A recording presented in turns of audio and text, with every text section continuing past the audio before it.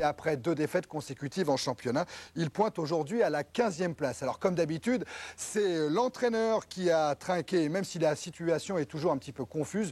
On peut affirmer que Léon Slavagne n'est plus l'entraîneur de Bastia sur le banc corse ce soir. Il est remplacé par Frédéric Antonetti. Frédéric Antonetti, portrait Vincent Alix. Il ouvre de grands yeux. Frédéric Antonetti aura découvert la première division à Geoffroy Guichard. Et il s'en souviendra. On passe finalement de l'ombre à la lumière. On est passé sur les bancs de 3e division, c'est un peu anonyme. Après, c'est le même travail. Après, bon, c'est sûr qu'on rentre dans des stades qui sont magnifiques. Hein. En plus, c'est le stade que je préfère en France. C'est pas mal quand même. À 10 ans, il portait déjà le maillot du Sporting. Plus tard, il se déroute sur Béziers et Le Puy en 2e division. Responsable de la formation depuis 3 ans, le voici en première ligne pour au moins 2 matchs. Je suis intérimaire, d'accord, mais disons que j'aimerais bien faire quand même un résultat. Intérimaire, oui, mais un beau challenge quand même à jouer. Ensuite, eh bien, il s'effacera tout naturellement. On va voir à Saint-Étienne, à Bastia ça va pas très fort, mais à Saint-Étienne pas trop non plus, puisque à l'issue de la 8e journée de championnat, les Verts pointaient à la 4e place. Aujourd'hui, après des défaites, après un résultat nul, ils sont tombés à la 10e place. Alors, circonstance atténuante quand même, ces mauvais résultats ont été obtenus, ont été concédés face à des poids lourds de notre championnat, face à Nantes, face à Lyon ou face à Auxerre. Et puis à domicile, même privé de Lubomir Moravchik, retenu en sélection nationale, eh bien, Saint-Étienne reste une référence. Les Verts sont invaincus à Geoffroy Guichard et ils ont inscrit 16 buts lors des 6 matchs joués à domicile. Alors, on va regarder ce Saint-Étienne-Bastia avec Vincent Alix. Effectivement, le milieu de terrain stéphanois est décimé et c'est donc Laurent Blanc qui quitte son poste de libéraux pour monter d'un cran et être à l'origine de la première occasion stéphanoise. Wolfart a pressé Valanconi, Passy est à la réception et ça passe pas très loin du cadre. Gérald de Passy, il fait sa rentrée ce soir à Geoffroy Guichard et tout de suite, il se signale.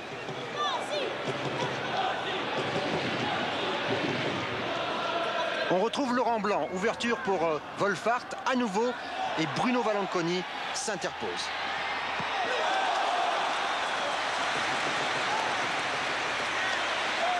Gérald de Passy est au corner et Wolfart toujours là, mais cette fois-ci c'est de la main qu'il trouve l'ouverture. Ça n'a pas échappé à Bernard Saul.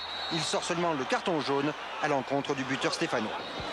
Les Verts se font pressants. Coup franc de Passy. Valanconi en grande difficulté s'en sort grâce à un coup de rein décisif devant Roland Wolfart. Valanconi prouve ici qu'il est bien effectivement un des tout meilleurs gardiens de première division. Début de 2e période. Nouveau coup franc stéphanois. Laurent Blanc devant le ballon. Et ça frôle la lucarne. C'est le moment que choisit Antonetti pour lancer Pascal Camadini à la place de Faye. Et Camadini, on va vite le retrouver sur cette action déclenchée par Ziani, puis De Wilder qui fixe et Camadini qui va conclure superbement. La frappe est dans la course, soudaine, violente et Robin Huck reste cloué. À la surprise générale, Bastia mène à Geoffroy Guichard 1-0. Et les Corses vont poursuivre sur leur lancée. Potillon, pressé par Drobjak, perd le ballon et le Monténégrin est tout près d'ajouter un 2e but. La réaction stéphanoise ne tarde pas. Laurent Blanc, encore lui, pour Wolfart, qui égalise. Wolfart a bien fixé Valanconi, ballon piqué pour l'égalisation, le 8e but de l'Allemand. La joie stéphanoise sera de courte durée. Ballon récupéré par De Wilder qui glisse à Drobjak, qui prend le meilleur sur Robin Huck. 2-1 pour Bastia à Saint-Étienne. Étonnant Bastier qui s'impose à Geoffroy Guichard 2-1. Invaincu jusque-là les Verts à domicile. Et Frédéric Antonetti, l'intérimaire, prouve qu'il avait bien les moyens de réussir son pari. Débuter en première division par une victoire à Saint-Étienne, c'est pas mal quand même. Je comprends que c'est pas mal. Et ce 10 octobre restera gravé dans la mémoire de Frédéric Antonetti avec ce 3e succès obtenu par Bastia en déplacement. Ça aussi,